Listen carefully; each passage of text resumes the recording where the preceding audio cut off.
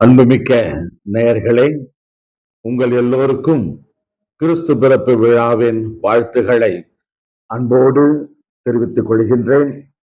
நேற்றை திருத்தலம் கீழ்ப்பாக்கம். கிறிஸ்துமஸ் என்றாலே ஒரு மகிழ்ச்சியின் கொண்டாட்டம். இந்த மகிழ்ச்சியின் கொண்டாட்டத்தை பல விதங்களிலே நம்முடைய மக்கள் வெளிப்படுத்துகிறார்கள். அழகழகான வண்ணமயமான அலங்கார விளக்குகள், கிறிஸ்துமஸ் ட்ரீ, புதிய ஆடைகள், எல்லாவற்றுக்கும் மேலாக அருமையான உணவை பகிர்ந்து கொண்டு கிறிஸ்து பிறப்பு விழாவின் மகிழ்ச்சியை பகிர்ந்து கொள்ளுகிறார்கள். எதற்காக இந்த மகிழ்ச்சி என்றால், இறைவார்த்தை பைபிள் கூறுவதன்படி நமக்காக ஒரு குழந்தை பிறந்துள்ளது. அவர் கடவுளின் மகன்.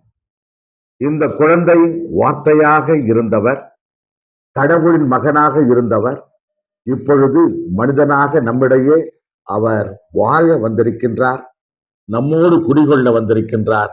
நம்மோடு வாழ்கின்ற இந்த கடவுளைத்தான் மிகுந்த பெருமையோடு இந்த கிறிஸ்துமஸ் நாட்களிலே நாம் நினைவு கூறுகின்றோம். நம்மோடு வாழ்கின்ற கடவுள். ஆகவே இந்த நேரத்திலே கிறிஸ்துமஸ் விழாவை கொண்டாடுகின்ற உங்கள் ஒவ்வொருவருக்கும் கிறிஸ்துமஸ் தருகின்ற செய்தி இதுதான். எவ்வாறு இறைவன் தன் மகனை நம்மோடு பகிர்ந்து கொண்டாரோ அவ்வாறே நம்மிடம் இருப்பதை நம்மோடு வாழ்கின்ற மக்களோடு, நம்மை விட குறைந்த வசதி கொண்ட மக்களோடு பகிர்ந்து கொள்வோம். நமது வார்த்தைகளை பகிர்ந்து கொள்வோம், நல்ல வார்த்தைகளை பகிர்ந்து கொள்வோம், வாழ்த்தை பகிர்ந்து கொள்வோம், நம்மிடம் இருக்கின்ற உணவை பகிர்ந்து கொள்வோம், உடையை பகிர்ந்து கொள்வோம், எல்லாவற்றுக்கும் மேலாக நல்ல எண்ணங்களை பகிர்ந்து கொள்வோம்.